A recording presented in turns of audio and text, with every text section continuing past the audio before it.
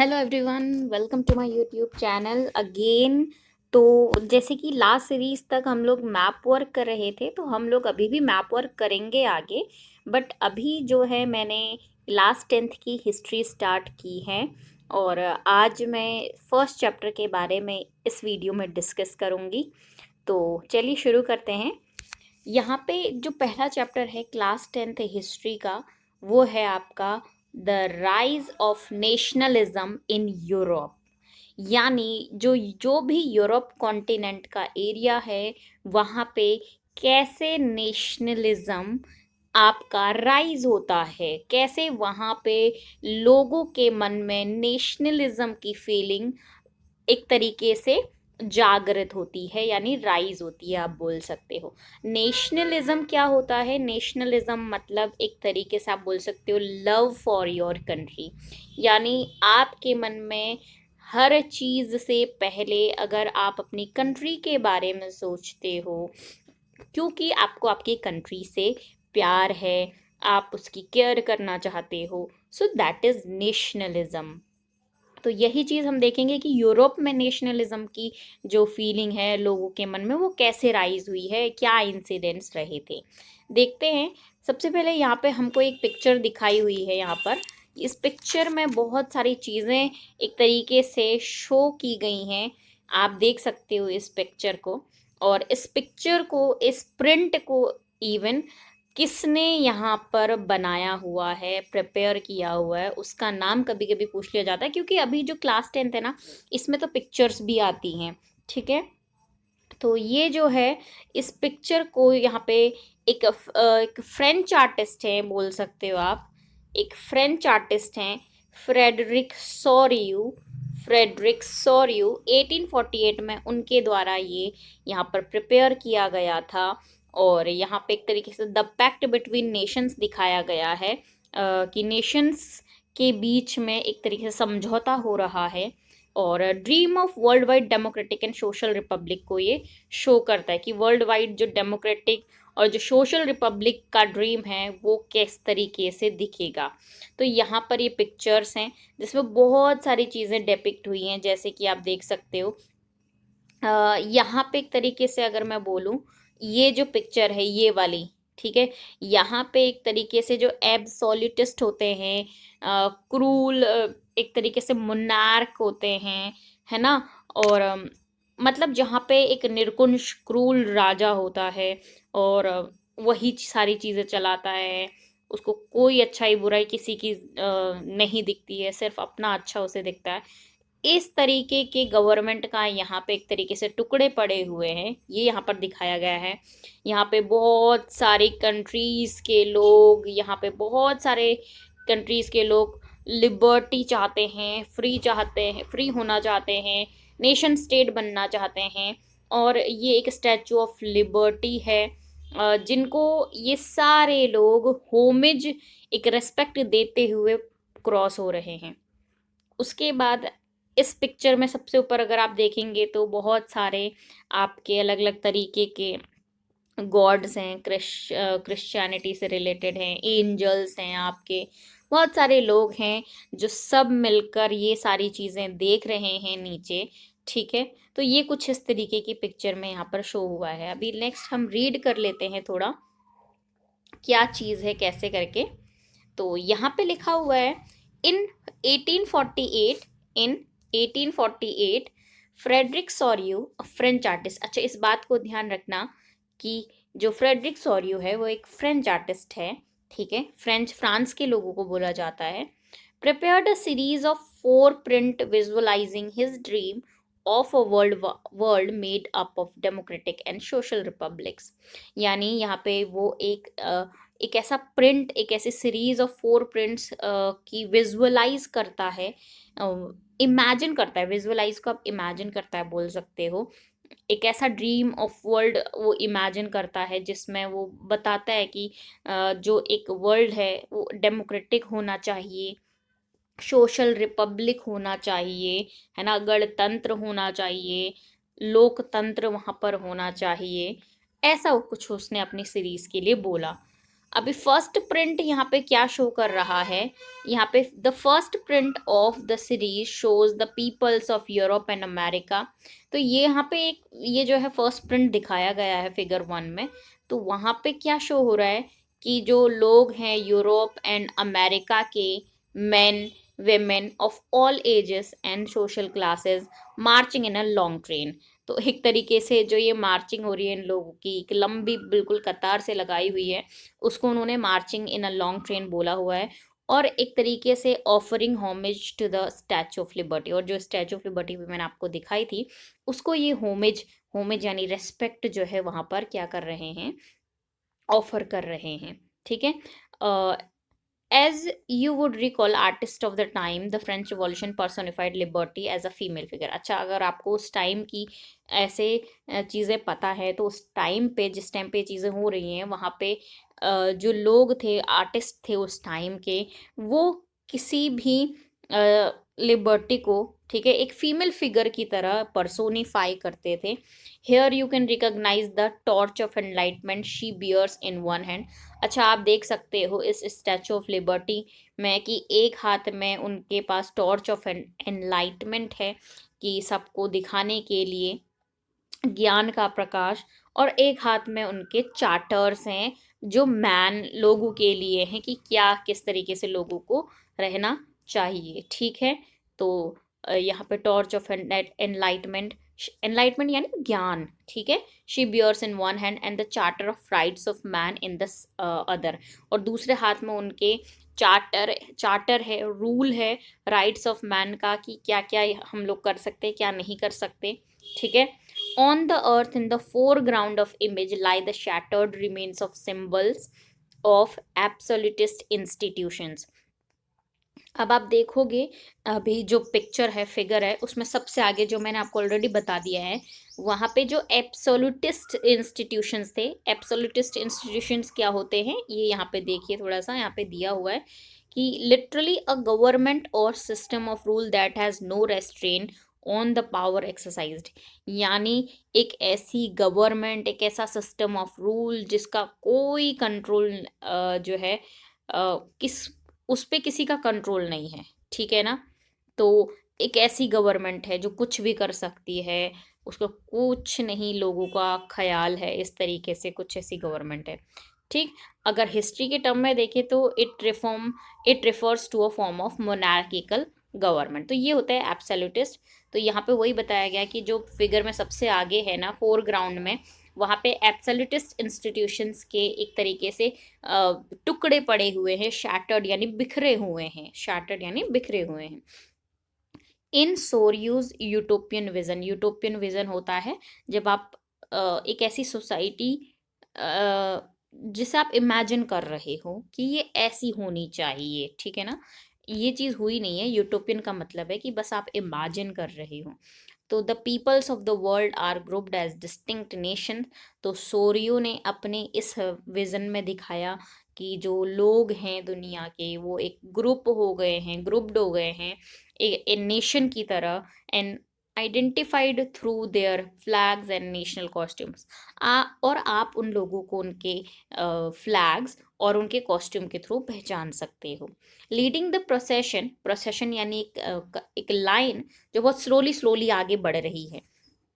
तो leading the procession way past the Statue of Liberty are the United States and Switzerland. तो ये बोलना चाह रहे हैं कि प्रोसेशन में आप देखोगे कि जो स्टैचू ऑफ लिबर्टी से पास हो रहे हैं वो हैं यूनाइटेड स्टेट्स एंड स्विट्ज़रलैंड, जो कि उस टाइम तक, जो इस टाइम तक है, नेशन स्टेट बन चुके थे, नेशन स्टेट बन चुके थे यानी वो डेमोक्रेटिक हो चुके थे। उसके बाद अगर आप देखोगे तो यहाँ पे फ्रांस, ठीक है, France identifiable by the revolutionary try colour. France को भी आप उसके ट्राई कलर से पहचान सकते हो, जिसमें ब्लू वाइट रेड कलर का ऐसा कुछ दिखेगा फ्रांस के ट्राई कलर में। जस्ट रीच द स्टेचू, और ये अभी जस्ट स्टैचू के पास पहुंचा ही हुआ है।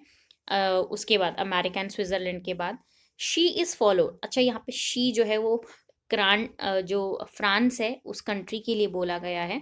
मोस्टली आप जो है शी ही लगाते हो, ही नहीं लगाते, मोस्टली ऐसा ही होता है। किसी भी कंट्री के लिए, मतलब इस तरीके से आप बोल सकते हो। She is follow by the people of Germany. फिर फ्रांस को कौन फॉलो कर रहा है? Germany. Bearing the black red and gold flag. आप देखोगे जर्मनी के फ्लैग में black red and gold colour का आपको दिखेगा।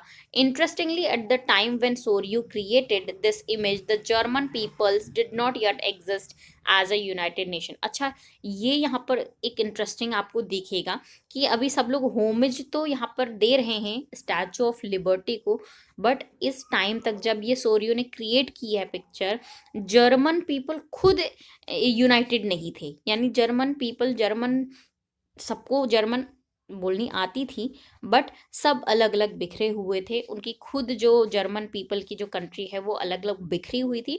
वो एक यूनाइटेड नेशन ही नहीं बनी थी अभी तक। The flag they carry is an expression of liberal hopes. तो उनके जो फ्लैग कैरी किए हुए हैं जर्मन लोग, वो ये एक्सप्रेस करता है कि एक उनके पास एक लिबरल होप है 1848 में कि वो यूनिफाई करके रहेंगे नुमिरस जर्मन स्पीकिंग प्रिंसिपैलिटीज को इनटू अ नेशन स्टेट।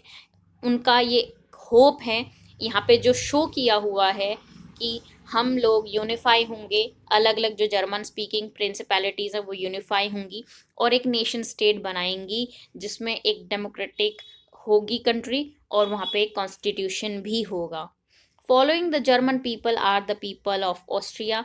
और जर्मन को फॉलो करते करते आपको Austria, kingdom of two Sicilies, kingdom of two Sicilies, ये भी आपका कहाँ पे है? इटली में है, याद रखिएगा। ऑस्ट्रिया, फिर ये जो किंगडम ऑफ टू सिसलीज है ना, ये इटली में है। फिर लोम्बार्डी, लोम्बार्डी के बाद Poland, Poland, England, Ireland, Hungary, Russia, ये सब एक कतार में लाइन में लगे हुए हैं। अच्छा, हेवन की बात करें, जो अभी मैंने आपको दिखाया कि ऊपर से कौन कौन लोग देख रहे हैं। From the heavens above Christ, saints, angels gaze upon the scene. यानी ये जो चीज़ें चल रही है ना धरती में, इस पे आपके क्राइस्ट हो, सेंट्स हो, एंजल्स हो, ये लोग एक साथ मिलकर यहाँ पर इस चीज़ को देख रहे हैं कि क्या चीज़ें चल रही हैं। And they have been use by the artist to symbolize fraternity among the nations of the world. और यहाँ पे जो अलग अलग हमें एक तरीके से पॉजिटिव पावर्स दिखाई गई हैं, क्राइस्ट, सेंट्स, एंजल्स, तो सॉरियो ने इन सबको यहाँ पे इसीलिए क्रिएट किया है या बनाया है, सो दैट वो ये शो करना चाहे कि ये फ्रेटर्निटी दिखा रहा है among the nations of the world. ठीक है, तो ये उनका एक तरीका था बताने का, फ्रेडरिक सोरियो का। ये सारी चीज़ें उसके एक यूटोपियन, एक इमेजिनरी कंट्री है, उसमें ये सारी चीज़ें हैं। ऐसा हुआ नहीं है, बट ये एक यूटोपियन है, इमेजिनरी है, जो फ्रेडरिक सोरियो ने यहाँ पे क्रिएट किया हुआ है 1848 में। ठीक है, तो ये कुछ इंट्रोडक्शन था rise of nationalism in Europe का। और नीचे से फिर वही चीज़ें बताई गई हैं कि this chapter will deal with many of the issues visualized by Sorrieu. तो इस चैप्टर में आप ऐसे ही इश्यूज यहाँ पर इश्यूज के साथ डील करोगे जैसा कि सोरियो ने विजुअलाइज किया है फिगर 1 में। अच्छा, 19th सेंचुरी की अगर बात करूँ, 19th सेंचुरी का मतलब क्या होता है? 1801 से लेके 1899 तक का जो समय है, ये 19th सेंचुरी आपका होगा। ठीक है, तो 19th सेंचुरी के टाइम पे nationalism emerged as a force which brought about sweeping changes. तो इस टाइम पे ना, 19th सेंचुरी के टाइम पे नेशनलिज्म एक एक ऐसे तरीके से इमर्ज हुआ, एक ऐसा फोर्स की तरह आया जिसने सारी चीज़ें जो पॉलिटिकली और मेंटल वर्ल्ड ऑफ यूरोप में थी, इनको चेंज कर दिया, एक स्वीपिंग सफाई कर दी एक तरीके से पूरी। ठीक है ना, the end result of these changes was the emergence of nation state in place of multi national dynastic empires of Europe. अब इन चेंजेस का एंड रिजल्ट क्या हुआ कि नेशन स्टेट बने। देखो, अभी नेशनलिज्म इमर्ज हुआ एक ऐसे फोर्स की तरह जिसने सारी चीजें चेंज कर दी। इस चेंज का रिजल्ट क्या हुआ कि नेशन स्टेट बने। ठीक है, जहाँ एक जगह पे मल्टीनेशनल डायनेस्टिक एम्पायर हुआ करते थे, एक ही देश में अलग अलग जगह पे अलग अलग आपके राजा हुआ करते थे, अभी वो एक नेशन स्टेट बन चुके हैं। ये इसका रिजल्ट रहा नेशनलिज्म का, जो उसने चेंज किया। ठीक है। The concept and practices of a modern state in which centralised power exercised sovereign control over a clearly defined territory. तो जो कॉन्सेप्ट था मॉडर्न स्टेट का, जो प्रैक्टिसेस थी मॉडर्न स्टेट की, ठीक है ना, जहाँ पे एक सेंट्रलाइज्ड पावर है, ठीक है, सोवरीन कंट्रोल है। सोवरीन कंट्रोल का मतलब भाई आप अपने देश के लिए काम करोगे, आप पे कोई और कंट्रोल नहीं करेगा। ठीक है, एक डिफाइंड टेरिटरी होगी आपकी। ये had been developing over a long period of time in Europe. ये चीज़ें डेवलप हो रही थी यूरोप में बहुत ही लॉन्ग टाइम से। But a nation state was, लेकिन नेशन स्टेट क्या होता है फिर? अभी क्वेश्चन आएगा। बार बार हम लोग बहुत बार पढ़ चुके हैं कि ये नेशन स्टेट था भी, ये नहीं था। But a nation state was one in which the majority of its citizens and not only its rulers came to develop a sense of common identity and shared history और descent. तो nation state क्या होता है? Nation state क्या होता है? तो nation state आपका है, एक minute. A nation state was one in which the majority of its citizens, not only rulers, came to develop a sense of common identity। सब मिलकर एक साथ एक सेंस ऑफ कॉमन आइडेंटिटी यहाँ पर डिसाइड करते हैं, है ना। वो उनकी एक शेयर्ड हिस्ट्री होती है। डिसेंट भी आप वही चीज़ बोल सकते हो। तो ये है आपका नेशन स्टेट, जहाँ पर उसके सिटीजन्स की मेजॉरिटी होगी। सिर्फ रूलर्स ही नहीं, सभी लोगों का एक कॉमन आइडेंटिटी होगा, सभी लोगों की एक कॉमन शेयर्ड हिस्ट्री होगी। ये है आपका nation state. And this commonness did not exist from the immemorial. तो ये जो कॉमननेस है नेशन स्टेट में, जो अभी आप देख रहे हो, जो अभी हम लोग देख रहे हैं, ये बहुत ही पुरानी है। ऐसा नहीं है कि ये बिल्कुल एक सेकंड में बन गया है, कॉमननेस आ गई है सारे लोगों में। It was forced through struggles. ये चीज आज हम देख पा रहे हैं, ये सब स्ट्रगल्स के थ्रू, है ना, हमारे लीडर्स के एक्शंस के थ्रू, कॉमन पीपल के जो स्ट्रगल्स थे, जो उनके अपने अपने मूवमेंट्स थे, उनके थ्रू ये चीज आप देख पा रहे हो, right. So this chapter will look at the diverse process through which nation state and nationalism came into being in 19th century Europe। तो इस चैप्टर में हम लोग यही चीज देखेंगे कि कैसे डाइवर्स प्रोसेस के थ्रू, अलग अलग प्रोसेस के थ्रू नेशन स्टेट और नेशनलिज्म एक साथ आपको देखने को मिलेंगे 19th सेंचुरी यूरोप में। तो ये था हमारा इंट्रोडक्शन इस चैप्टर का, जिसमें नेशनलिज्म का मतलब मैंने बताया, ठीक है, कि nationalism that is love for your country. यहाँ पे ये पिक्चर शो की है, जिस पिक्चर को फ्रेडरिक सॉरियो, एक फ्रेंच आर्टिस्ट ने क्रिएट किया है, और ये एक उसका यूटोपियन है, एक इमेजिनरी वर्ल्ड है जिसमें वो ये सारी चीज़ें चाहता है, ठीक है। और इस चैप्टर में हम लोग जो सॉरियो ने क्रिएट की हैं चीज़ें, बहुत सारी चीज़ें उसी से रिलेटेड हम लोग पढ़ने वाले हैं, ठीक है। नेशन स्टेट क्या होता है ये हम यहाँ पर देखेंगे कि नेशन स्टेट कैसे बनते हैं। तो ये सारी चीज़ें थी।